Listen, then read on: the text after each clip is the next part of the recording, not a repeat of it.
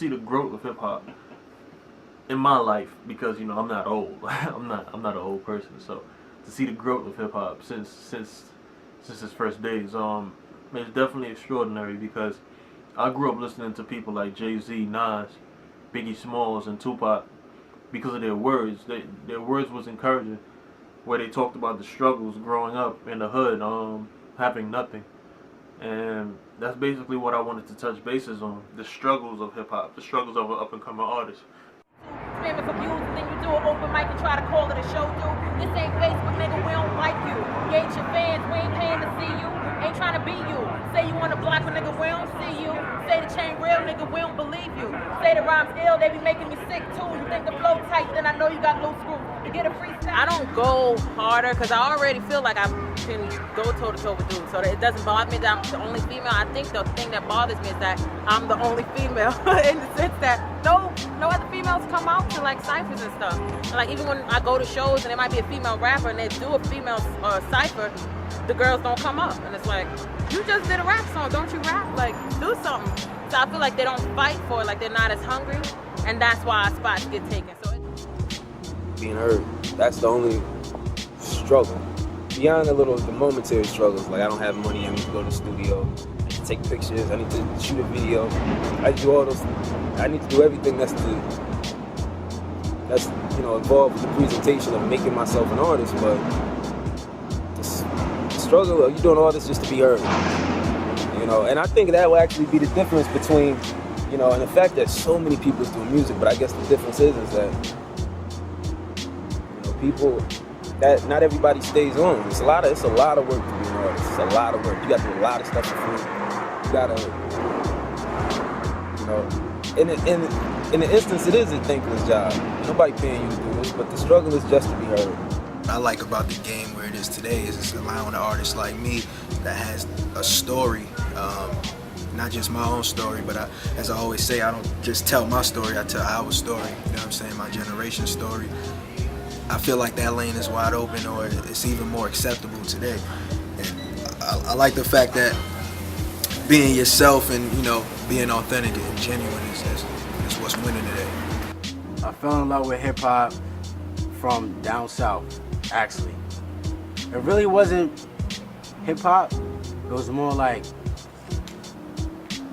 listening to T.I., listening to people like Ludacris, listening to people like the UGK people, Pimp C, all of them really sparked my attention to do music. Just listening to them. Lil Wayne, shout outs to him, Young Money. I mean, listening to them, down south rappers, the real rappers, they really inspired me to keep doing music. I think the biggest struggle is being a female in this industry and getting respect. And I think the reason is that if you are not attractive, they don't want to hear you anyway. If you are attractive and you're not putting sex at the forefront, they still don't want to hear you. If you are attractive and you put sex at the forefront, they don't take you serious. And that makes me angry. From seeing how the world can be sometimes and how music moves people, and depending on who you are and where you are, how the tone of your voice may make certain people feel away. So I felt that after watching my brother, my older brother who inspired me, after watching him do what he does, go to shows, and then listening to certain people like Jay, of course everybody listens to Jay, Nas, Wu-Tang Clan, people like that, and you hear how some of them rap, I was like, maybe I should try it. I used to jot certain things down, spit it back to myself. I remember my brother wrote my first rhyme for me, and it was about something about food stamps and lotto. But ever since that day, I said, yo, I'll write my raps, and I just fell in love with it. Don't try and gas me up if you ain't thinking it's fire. I see you being fake, but you're acting I admire. So I return the favor, you peasant, cause I'm sire.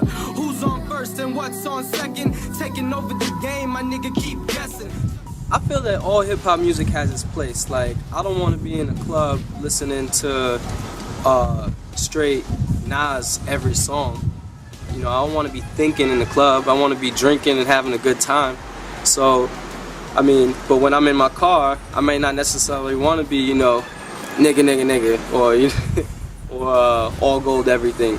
So everything has its place. I necessarily like to hear a combination of both. I love when people can combine turn up music with lyrical ability, flow, and just style and creativity. Back then, they didn't have the social media sites. They didn't have a lot of the resources that we had today. They had beepers and payphones. And they had to really hit the streets and really push their music and stand in front of labels and studios just to get any type of recognition or notice. Now 2013, all you gotta get is one hit video on YouTube, World Star, wherever, get it popping on Facebook, and it takes off by itself, and labels is jumping for you, and it sucks. Yeah, I mean it's a tough game, you know, to try to break into the music industry. But I originally started doing it, as I said, I just wanted to express myself. I needed a way to just get these thoughts out and, you know, let people know what I'm thinking or let people know what I'm seeing. And for me, it's all about passion. I'm passionate about what I do. I think if you're passionate about what you do, you'll never quit. You know, even when it seems like there's no light at the end of the tunnel, the thing that keeps you pushing, the thing that keeps me pushing is the fact that I really do feel like this is a God-given talent. I really do have a passion. I really do feel like I have a message. And I got people that feel the same way. And when they hit me up and give me that extra reassurance, that's what keeps me going. And definitely what changed for me is going from a rapper that was just on the street rapping to understanding that this is actually a business. Better still, all the niggas hating on me and they never real. Every time they in my way, I better kill. All these other niggas talking that they getting it, never gon' get it, that money, yeah, I be flipping it. All these other bitches, they loving me, said I love them too. I don't care, baby, I'm only 22. My number one struggle from day one is it's always hard to get people to take you serious. Because you can be playing ball one day, and then the next day, they say, he rap. Everybody wants to be a rapper now, or out of the blue. I don't know if that's the new trend, but I've been rapping since I was a little one. And I've used to write. I never really had nobody to push me. So I stopped a little bit, and then I started picking up other things, but I came right back to it. No hesitation, because I love all types of music. Even if it takes my sleep, my blood, sweat, and tears, homie, cause this mountain's steep. But if I keep climbing and I keep striving, I be that bottle cork that I keep popping. I'm like Pinky in the brain, I'm trying to take over. So I arise, this dream chase is in my eyes. Now I'm more humble, plenty of dirt and rocks, I just watch them crumble. My whole movement is hippie classic, which means I'm bringing a whole new sound, a whole new swing, a whole new sound. And basically, what I'm doing is bringing something different, something new, something fresh. I see a lot of rappers, they talking about the same stuff. They degrading women. They talking about all this gangbang, shoot 'em up, all this gang stuff. And it's just not, it's really polluting the whole meaning of hip-hop. It's crazy now that what is accepted, because some of the things that we wear today, you know, it may not have been accepted in hip-hop, you know, back in the 90s. But that's what progression is about, and that's what you know, that's where we at today. My first feeling on hip-hop, I think, well, when I first started listening to hip-hop, my dad, you know, grew up in that era of R&B, so he listened to a lot of R&B. We always listened to Kiss 90, 98.7 and stuff. But he loved like Grandmaster Flash, you know, Curtis Blow. He listened to a couple of them, and that's what I listened to growing up. The first CD he actually bought for me was a Will Smith CD.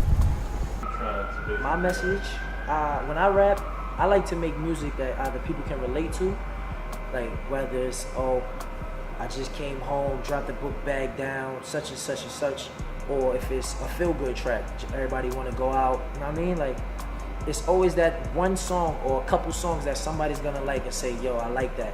Whether they can relate to it, or if it's just something to make them feel good, to brighten up their day, or if they can relate to it and say, damn, I wish I would have did it this way, when I was with this person, or if it's a relationship issues, anything. Like, I just want to make all my music relatable. Simple. Hey man, I keep telling it's right stuff. I keep telling you, man. The What only are you thing saying? I'm focused on is this music and these shorties. Sure. Feel me? What's wrong with your man? Yo, hey, you need to get you abroad, dog. That's what you need to do. I'm good with it. New York City.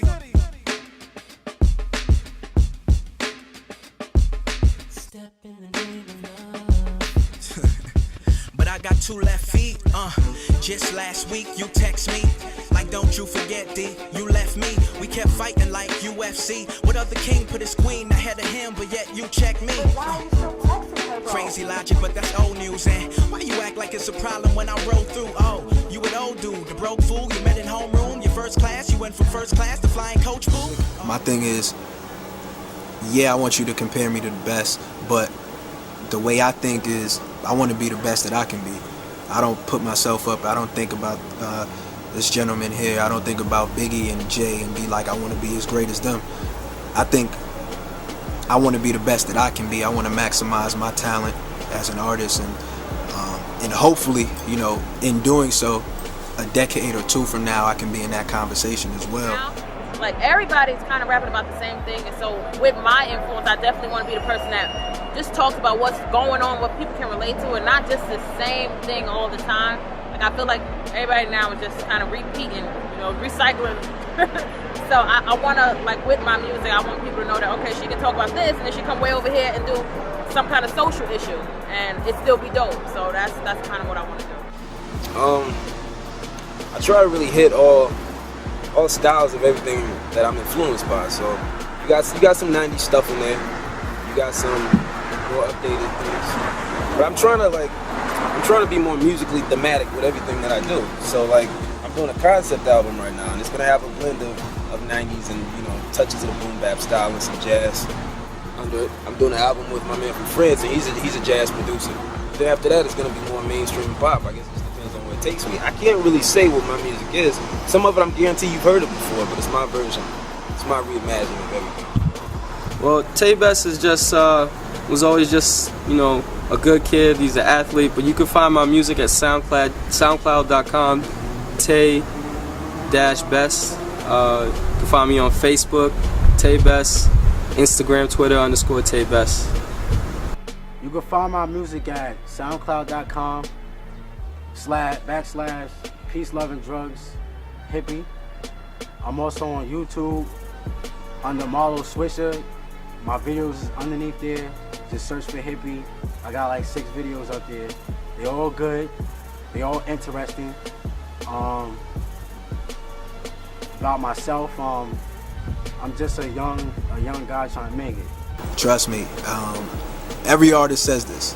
I've never worked harder on a project in my life ever than this new joint that I'm gonna be putting out. The records on there is my life. You know, things that happened this year. My homie passed. My homie was murdered this year. My grandmother passed.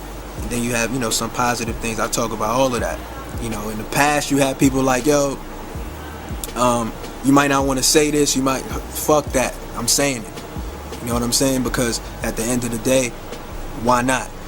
You know, this is my life, and I want y'all to feel exactly what I'm feeling. I don't want to filter nothing.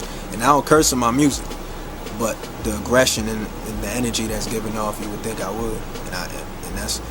I just want y'all to feel me and hopefully feel some inspiration in the music that I'm making, and connect with me in some way. Shout out Generation Hip Hop, your boy Just B on the check-in, signing off. You're ready.